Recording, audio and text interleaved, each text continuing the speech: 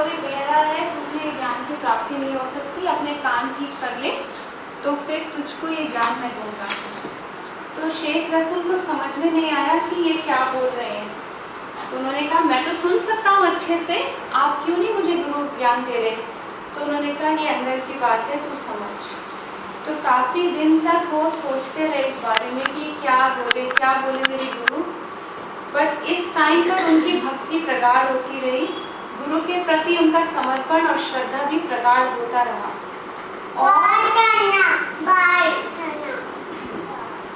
और फिर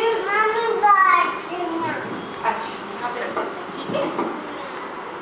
फिर उनको धीरे धीरे ज्ञान में समझ में आने लगा कि गुरु को समझने के लिए उनको बाहर का शोर बंद करना पड़ेगा, बाहर के कानों को बंद करके अपने अंतर मन के कान खोलने पड़ेंगे। तो जब वो अंतर मन की गहराइयों में जाने लगे तो पहले तो उन्हें कुछ सुनना नहीं था, फिर और अंदर सुनने लगे तो उनको इतना कोलाहल सुनता था, इतना शोर सुनता था कि वो घबरा जाते थे। फिर भी गुरु के प्रति श्रद्धा समर्पण था। और फिर उसी के साथ में गुरु भक्ति में एक समय ऐसा आया जब कोलाहल सारा समाप्त हो गया और सिर्फ उनको अपने गुरु का संगीत सुना। और कहते हैं कि वो ही सच में उनका मिलन था उनके गुरु से। तो गुरु गीता का ये जो सार है ये है कि हमको अंतर मन होकर अपने अंदर को झांकना है। गुरु को अगर हमको देखना है तो उसको अंतर मन में देखना होगा। बहुत अच्छी बुक है, इसमें 18 चैप्टर्स है और गुरु जी का ज्ञान इतना अच्छा है। डॉक्टर प्रणव पांड्या जी ने लिखी है जो हमारे मार्गदर्शक हैं। एक सच्चे शिष्य ने, हम देखते हैं डॉक्टर प्रणव पांड्या जी की गुरु भक्ति, एक सच्चे शिष्य ने ये बुक लिखी है। पतली सी बुक है, इसमें 18 चैप्टर्स हैं और बहुत इमोशनल बुक है। पहले बट वेरी वेरी प्रैक्टिकल, इतने हमारे क्वेश्चंस होते हैं साधना के पथ में। और आज हम सब जो यहाँ पर हैं ये प्रूव करता है कि हम कहीं पर एक शिष्य और एक साधक हैं। Book is very relevant. तो जो पहला चैप्टर है इसमें वो बताते हैं कि सच्चे शिष्य होने के लिए हमारी किस तरह की मनोभूमि होनी चाहिए।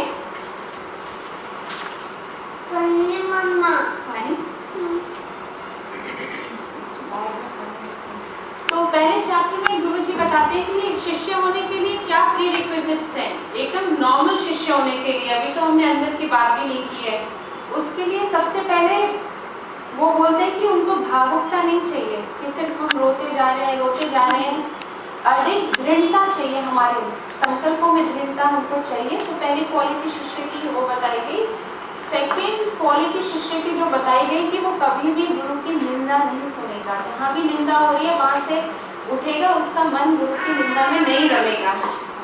और जो तीसरी क्वालिटी शिष्य होने की उन्होंने इस बुक में बताई वो ये बताई है कि कभी भी हम कोई कटु वचन किसी को भी नहीं बोलेंगे। किसी का अगर हमने दिल दुखाया तो हम शिष्य नहीं है, क्योंकि वो गुरु के पास ही जा रहा है।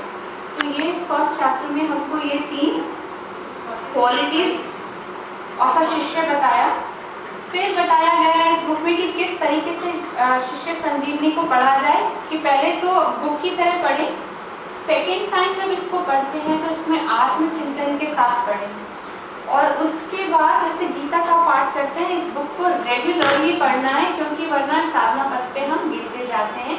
और बार बार जैसे अपनी समीक्षा करते हुए हम जाएं। तो फर्स्ट चैप्टर में ये भूमिका दी गई है। उसके बाद इस चैप्टर में हमको सूत्र दिए गए हैं। हर चैप्टर में एक सूत्र दिया गया है। तो पहले के शुरू के चैप्टर्स में जो मेन पॉइंट्स है वो मैं आपको बताती हूँ। पहले चैप्टर में है कि पहला सूत्र है कि हम महत्वाकांक्षा छोड़ दें। हमें यही महत्वाकांक्षा रहती है कि मुझे अच्छा बनना है, तो सारी महत्वाकांक्षाओं को छोड़ दें। और उसका रीज़न बहुत अच्छे से, हर चीज़ का रीज़न दिया है कि क्यों छोड़ दें। रीज़न ये कहते हैं कि जैसे ही हमारे मन में महत्वाकांक्षा होती है, हमें या तो हीनता आती है या अहंकार आता है, हमें शुद्धता बढ़ती है।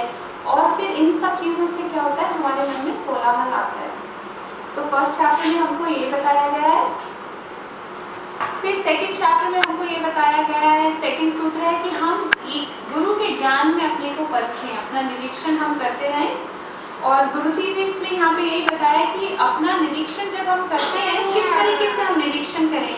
कि अपने अंदर जो भी पाप, जो भी दुष्प्रवृत्तियां आ रही हैं उसको देखते रहें और उसको कांटे की तरह हम निकालते जाएं। तृष्णाएं अगर हमारे मन में है तो वो भी एक तरह की हमारे अंदर किसी तरह का अटैचमेंट है। फिर 4th चैप्टर में हमको है कि सभी में गुरु समाया है, कि हम वो अद्वैत भाव ना रखें कि हम सब में